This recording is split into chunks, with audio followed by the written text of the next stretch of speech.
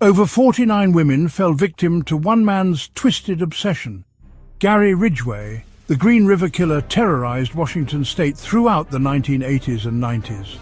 He preyed on vulnerable young women, their lives brutally extinguished, their bodies discarded along the banks of the Green River. The river, once a symbol of life and beauty, transformed into a watery graveyard, forever stained with the blood of his victims. Born in Utah in 1949, Ridgway's childhood hinted at the darkness to come. Bedwetting, cruelty to animals, and an unhealthy fascination with his domineering mother painted a disturbing picture. As a young man, he enlisted in the Navy, serving in Vietnam. Upon his return, he married, displaying a disturbing pattern of infidelity and a dangerous obsession with prostitutes. This obsession would fester, morphing into a terrifying compulsion that would consume countless lives. Ridgway's hunting grounds were the desolate stretches along Highway 99, known as Seattle's SeaTac Strip. This area, often shrouded in darkness and fog, became a sinister backdrop for his heinous acts. The long, lonely roads provided the perfect cover for his predatory behavior, allowing him to operate with a terrifying level of anonymity. He targeted young women, many of them runaways and prostitutes, their lives already teetering on the edge. These women, often marginalized and vulnerable, were easy prey for Ridgway. They walked the streets, often alone, in search of a way to survive another day. The foggy alleyways and dimly lit corners became their stage, a place where desperation met danger. He would lure them with promises of money and drugs, a cruel charade that masked his deadly intentions. Ridgway's approach was calculated and manipulative. He knew exactly what to say to gain their trust, offering them a glimmer of hope in exchange for their compliance. The exchange of money on a dark street was more than a transaction. It was a prelude to a nightmare. Once inside his truck, the charade would drop, his true nature revealed in a terrifying instant. The interior of the truck, once a place of false security, transformed into a chamber of horror. His menacing face, illuminated by the dim light, was the last thing many of his victims saw. The fear in their eyes was a testament to the realization of their impending doom.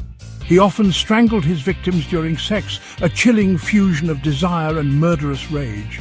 The struggle inside the vehicle was a brutal dance of life and death.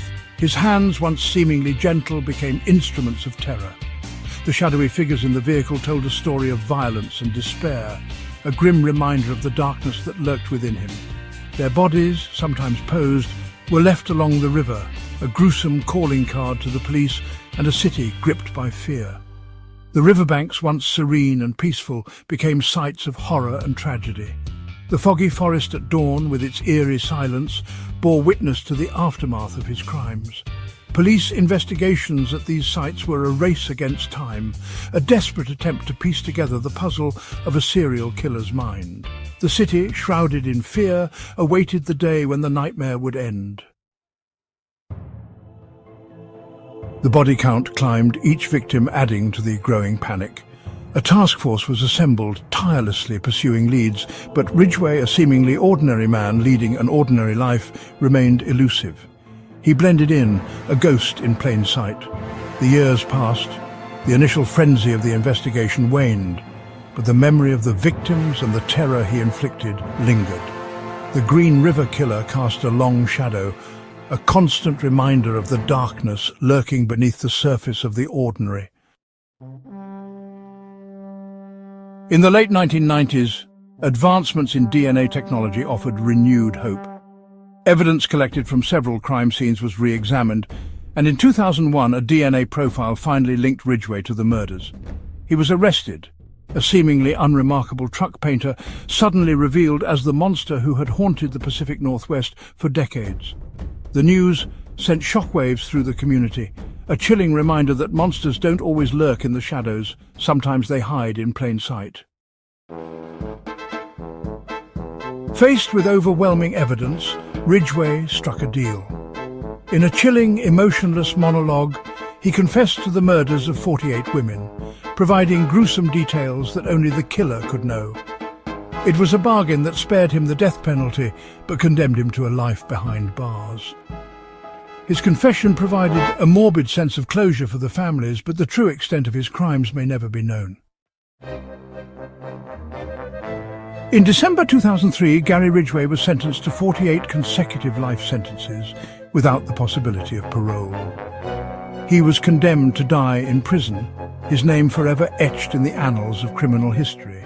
Justice, though delayed, was ultimately served. But for the families of his victims, the scars run deep. Their daughters, sisters and mothers, forever young in their memories, were robbed of their futures by a monster hiding in plain sight. The Green River Killer case left an indelible mark on the Pacific Northwest. It was a time when the serene beauty of the region was overshadowed by a series of heinous crimes that shook the community to its core. The lush forests and tranquil rivers, once symbols of peace and natural splendor, became backdrops to a nightmare that no one could have anticipated. It shattered the illusion of safety, reminding everyone that evil can lurk in the most unexpected places. The quiet suburban streets where children once played freely now seemed menacing and filled with unseen threats. The sense of security that people took for granted was irrevocably broken, replaced by a pervasive sense of fear and mistrust. The fear that gripped the region during Ridgway's reign of terror lingered long after his arrest, a chilling reminder of the vulnerability of life and the darkness that can reside in seemingly ordinary hearts. People began to look over their shoulders, questioning the intentions of their neighbors and strangers alike. The community's collective psyche was scarred, and the echoes of that fear can still be felt today. The families of the victims, forever bound by their shared tragedy, continue to grapple with their loss, their pain a testament to the enduring impact of Ridgway's horrific crimes. Their lives were irrevocably changed, and their grief is a constant reminder of the fragility of life. Community gatherings and memorials serve as both a tribute to the lost and a stark reminder of the evil that once walked among them. The legacy of fear and loss endures, a somber chapter in the history of the Pacific Northwest. Gary Ridgway, the Green River Killer, stands as a chilling reminder that monsters don't always fit the stereotypical profile. He was a man who blended seamlessly into the fabric of everyday life, a seemingly ordinary individual who harbored a dark and sinister secret. Ridgway's ability to mask his true nature allowed him to evade capture for nearly 2 decades, during which he committed heinous acts that shocked the nation. His story is a stark illustration of how evil can lurk behind the most unassuming faces, hiding in plain sight and preying on the unsuspecting. They can be our neighbors, co-workers or acquaintances, their true nature concealed behind a veneer of normalcy. Ridgway's case forces us to confront the uncomfortable reality that danger can exist in the most familiar places. The people we pass on the street, the colleagues we share our workspaces with, and the individuals we see at community events could potentially harbor dark secrets. This unsettling truth compels us to be more aware of our surroundings and the people within them, urging us to look beyond the surface and question the narratives we take for granted. His crimes serve as a stark warning to be vigilant, to trust our instincts, and to never underestimate the capacity for evil that can reside within the human heart. Ridgway's ability to deceive those around him highlights the importance of listening to our gut feelings and being cautious in our interactions. It's a reminder that while we strive to see the good in people, we must also be mindful of the potential for malevolence. The Green River Killer's legacy is a call to action, urging us to remain vigilant and protect ourselves and our communities from those who might wish to do harm. The Green River runs red in our collective memory, a somber testament to the fragility of life and the enduring darkness that can stain even the most ordinary of landscapes. The river, once a symbol of tranquility and natural beauty, has become synonymous with the horrors that unfolded along its banks. It serves as a poignant reminder of the lives lost and the pain inflicted by one man's actions.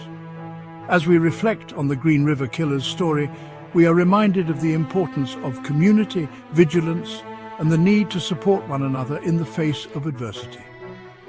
The river's dark history is a lesson in the resilience of the human spirit and the ongoing battle between good and evil.